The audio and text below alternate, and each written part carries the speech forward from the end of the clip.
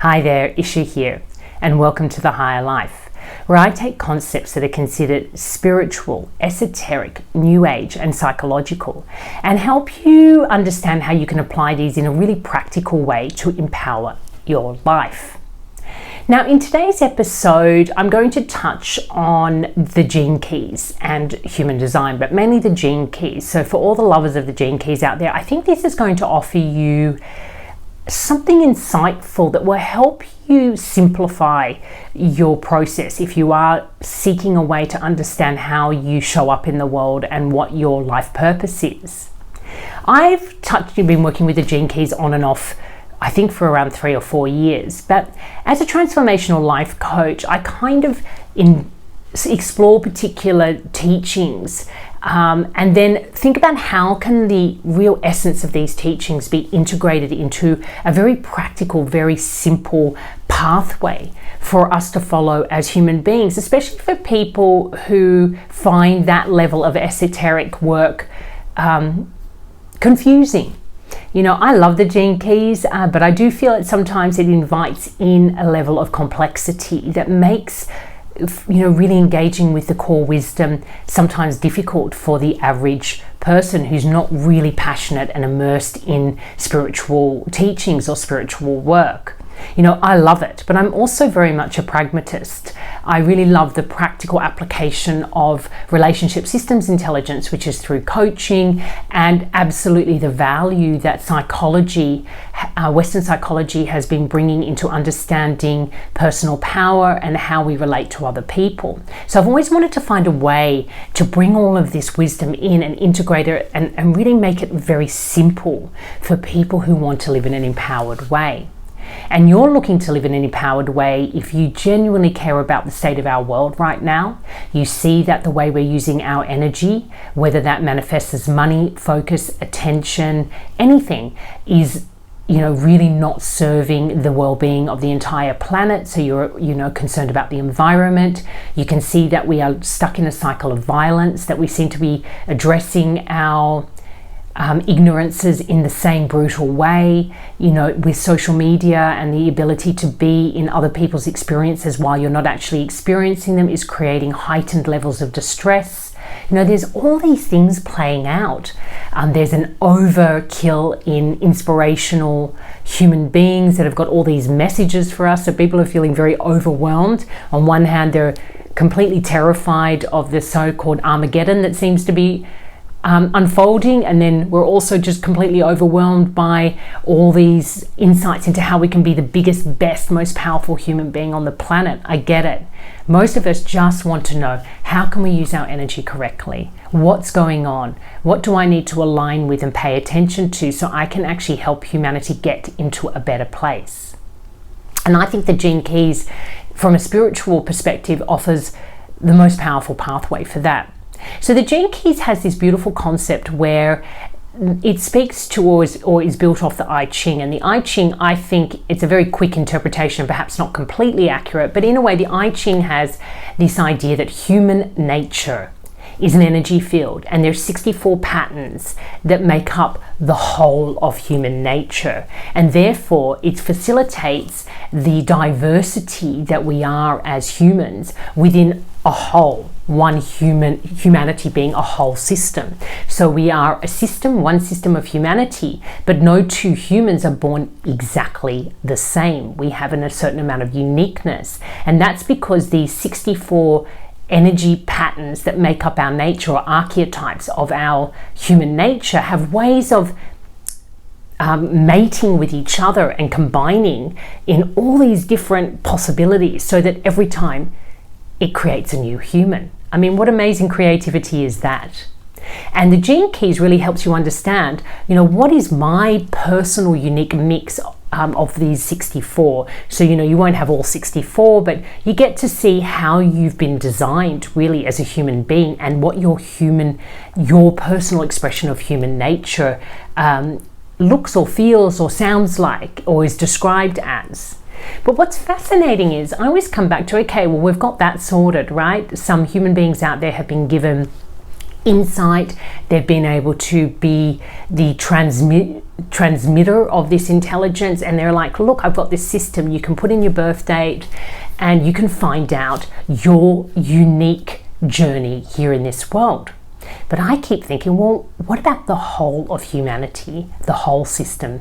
You know, if we saw that as one big entity, what is the pathway of the entity? Because if we knew what the pathway was of this one entity, we could then see our personal pathway would actually be, it would give our personal pathway context. So it's a really fascinating thing, and I've been sitting on it for, I guess, a couple of years. And more recently, it sort of came to me that there is almost a very simple explanation or description of the pathway that humanity is on right now. And it becomes simple to see when you consider what the evolutions or expansions have been in all these different areas that I spoke to. So there's been this huge evolution in awareness in psychology. There's been a huge evolution in awareness in the practical application of wisdom and psychology. I call it coaching. We call it relationship systems intelligence. And then we have had quite a big evolution in the area of spirituality, where we've moved out of religions owning that space, and personal spirituality has become a widely accepted and explored area. And we have all these teachers that have brought more modern versions of perhaps very ancient teaching. So it's all happening. The expansion's all happening everywhere. But what are they all in service of? And my belief is that they're in service of the path of empowerment, but actually they're in service of an enlightened humanity. But what that enlightened humanity looks like is not a humanity that is in service to some God in the sky or some higher power, but in fact, we are living at the highest potential of what the human being is capable of. We're living in full capacity for compassion, for love. We understand relationship and how we work in a very systemic way. We understand how we are naturally designed as a species, and we are operating at the optimal level of that, like an engine that's just running so smoothly, or a piano that is so finely tuned, you know. And I'm really drawing on the GeneKeys, because in the GeneKeys, how that human nature gets described is you have a kind of quality of nature, and then you can recognize what that quality of nature does when it's operating in a shadow state, and you can recognize what it does when it's operating in its highest state. And then there's a way to move from that shadow state to that highest state called the gift. So for example, I have one in mind, which is transparency. So, you know, we have a capacity as human beings in our human nature to be very transparent. That's one part of human nature, transparency. But when it's operating in its lower tendencies, it's dishonesty. So if we're not being transparent, we must be being dishonest, or I call it self-deception. So if we're not completely transparent to ourselves and to others, there must be some part of ourselves that we're hiding or holding back consciously or unconsciously, and that's a form of self-deception or dishonesty. So I'm thinking, you know, how do I get from living from this place of deception, which I've been conditioned to live as, because I've grown up in a human system that is very enmeshed. You know, I've been brought up in a family, and that family has its own set of cultural and systemic conditioning that has me see myself in a particular way and act in a particular way. And I've done lots of videos that talk to that in more detail. So basically, I've been born into a self that is naturally dishonest. Not that I'm a dishonest person, but I have no idea who I am at that level of transparency, because I've had no education or no role modeling on how to live that way. But I sense that it's possible. So I'm thinking, how do I get there? And in the GeneKeys, they say, well, there's a pathway. There's a way, a process that you can focus on that would move that energy, that archetypal energy, from dishonesty or self-deception to transparency, where you are completely authentic. Yourself is very clear, it's very pure, it's very refined. And that is the path of intimacy. So I think intimacy into me sees. So it must mean that I need to focus inwards and start to understand, well, this self that I think I am, Isha, who's Australian, who has parents who, you know, immigrated to Australia from Holland and from Poland. You know, there's all these cultural identities that I've been exposed to. You know, I grew up in a certain time of history in Australia. There's all these cultural or female identities that I've been exposed to, and maybe I've attached to some and I think it's who I am. So I've had to go into a real deep dive into what is a self and how is it constructed. And then I've moved through, okay, well, when I remove that superficial level away, I want to go further into me to see what's there.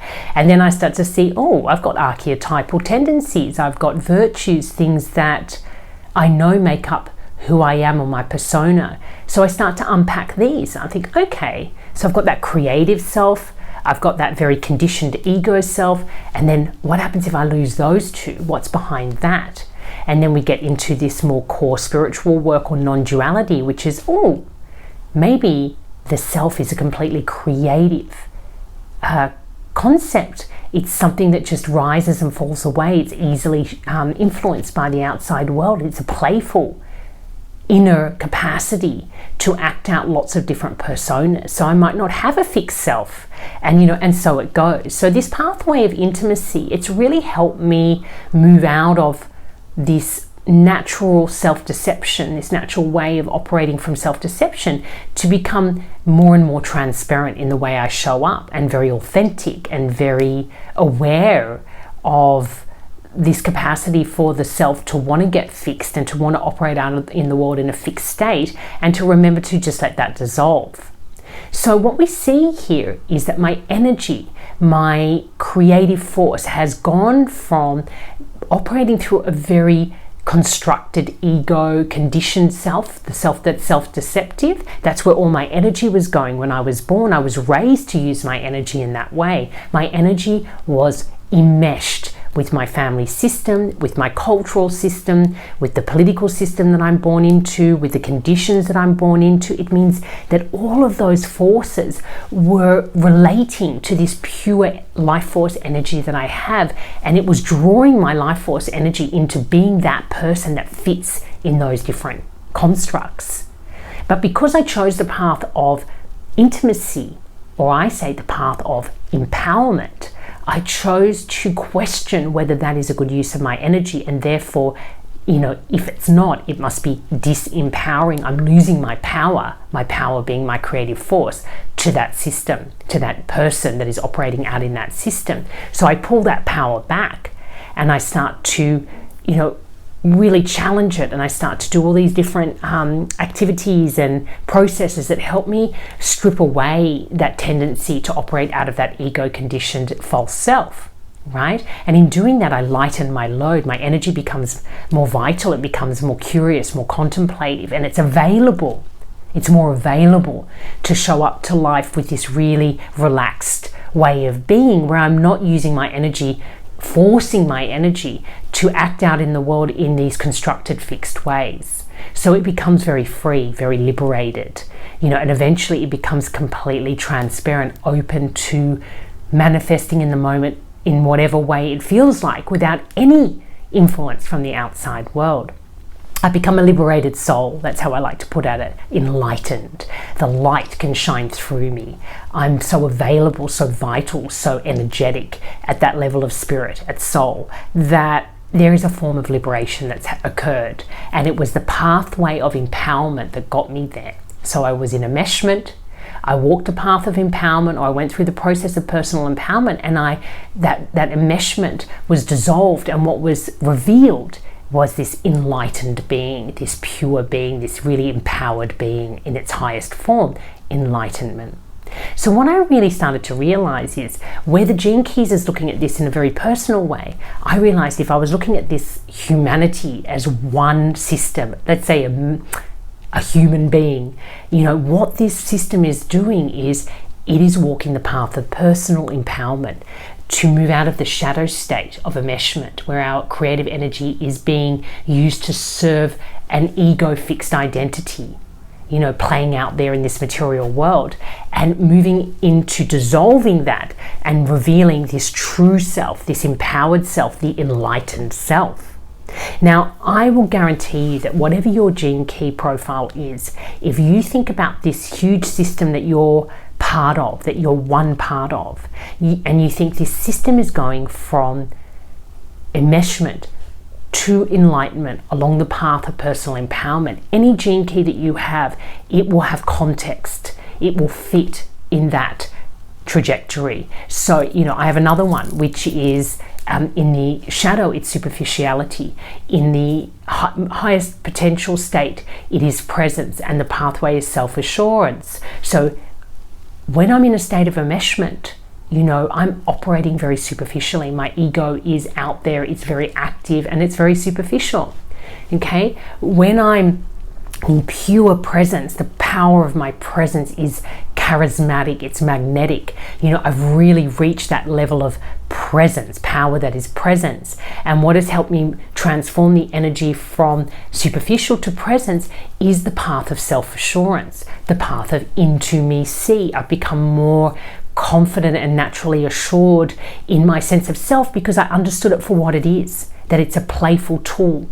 It is something that I can use and play with, but it is not a fixed sense of persona that I have to be attached to and fuel. And that's given me great power. It's allowed me to be playful. It's allowed me to take life less personally and, become a much more relaxed human being in myself and to others. So you can see the power of seeing this one pathway that we are all on, and then of course tapping back into your personal expression or your personal experience of that. But if that seeking gets so confusing and complicated that you've lost sight of what you're actually seeking, you can always return to this larger story and go, okay, I've just got to remember I'm on the path of empowerment. Everything that I do, everything that I'm experiencing, it's all about refining my power. It's all about helping me dissolve a false sense of self that uses my power in incorrect ways. And in that process, liberating my true self, my authentic, my pure, my transparent self, so that my energy can flow in a very natural way. And I no longer think that I have to decide where my energy is going. That thinking, that intellect, that mind control will just simply naturally fall away because it no longer plays a part. You no longer give it the value that you used to give it.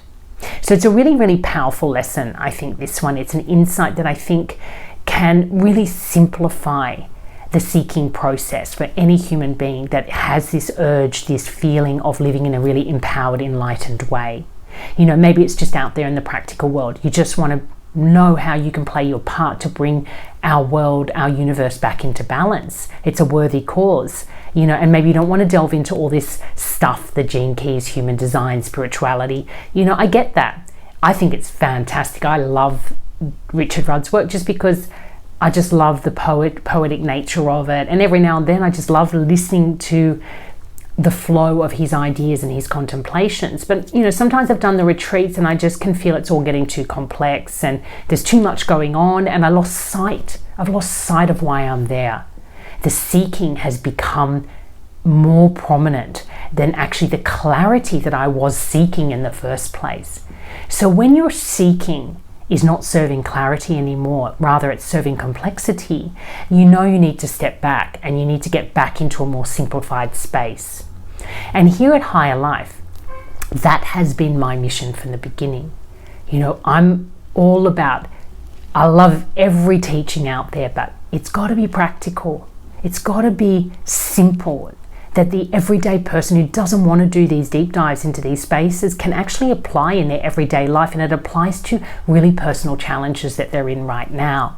So you take any challenge you're going through right now, any challenge at all, maybe it's with a relationship, with your children, in your job, and you think this challenge is asking me to explore my relationship to personal power.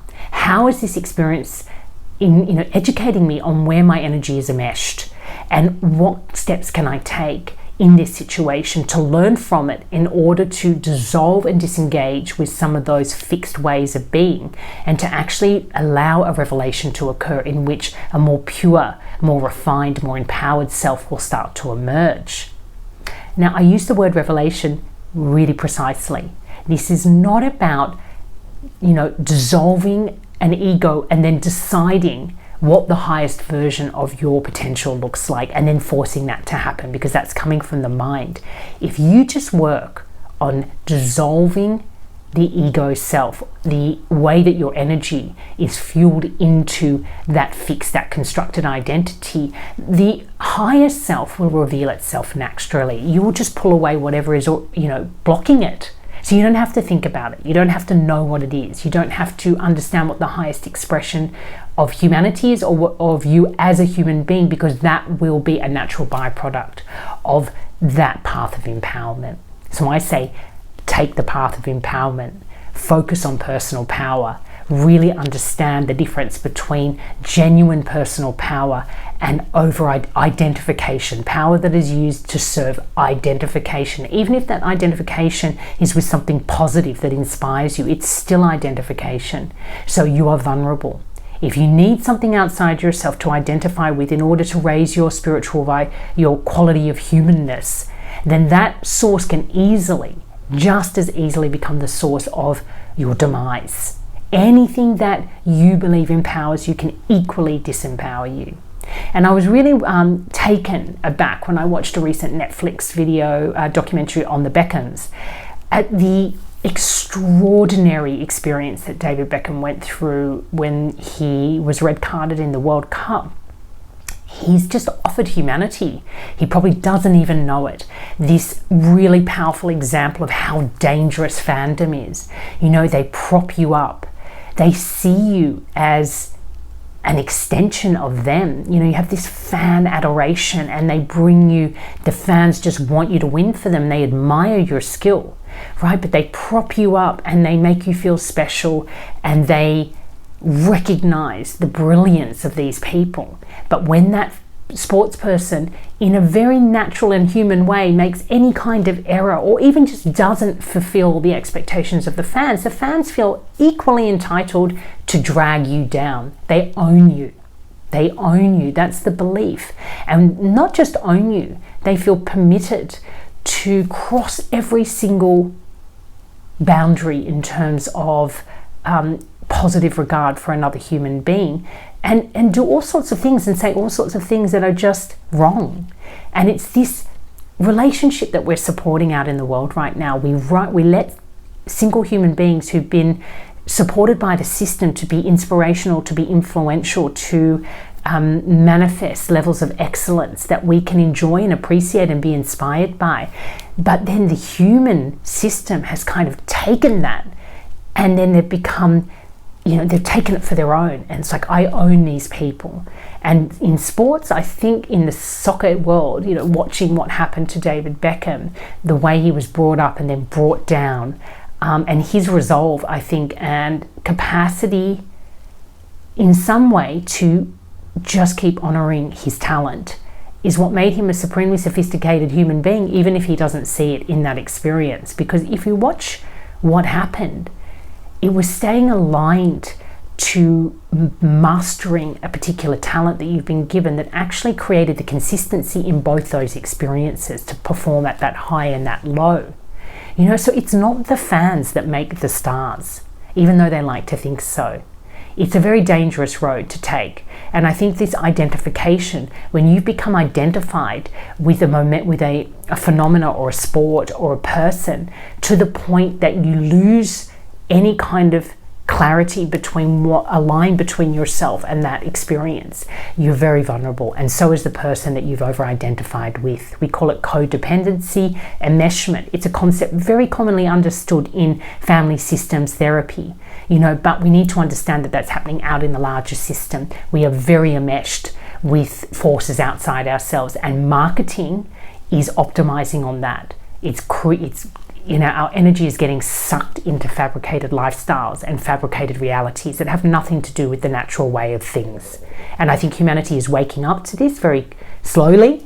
But as social media escalates, we're going to be called into this inquiry about what is the nature of our personal power and the role of identification in disempowering us as human beings. I find it so exciting. I think we're going to have a very interesting next 20 to 100 years. Obviously, I won't be here for all of it, but I plan to stick around for some of it. And I think that our children are walking into a really fascinating, dynamic, and very empowered state of being. I think the human being is going to really morph into something quite significant, quite sophisticated, quite magnificent, but we really don't have the capacity with our current minds to really see what this is going to be. It will be a revelation.